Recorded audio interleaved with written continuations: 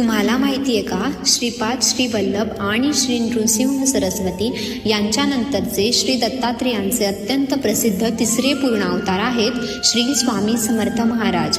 गाणगापूरचे श्री नृसिंह सरस्वती हेच नंतर श्री स्वामी समर्थ महाराजांच्या रूपाने प्रकट झाले.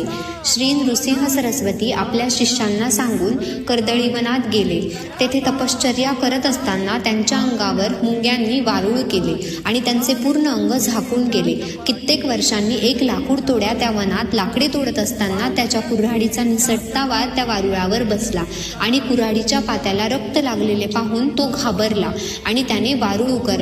त्यातून श्री नृसिंह सरस्वती हेच अक्कलकोटचे स्वामी म्हणून बाहेर पडले. मी नृसिंह भाण असून श्रीशैलम जवळील कर्दळी वनातून आलो आहे, हे स्वामींच्या तोंडचे उद्गार ते नृसिंह सरस्वतींचा अवतार असल्याचे सुचवतात. कर्दळी वनातून ते प्रकट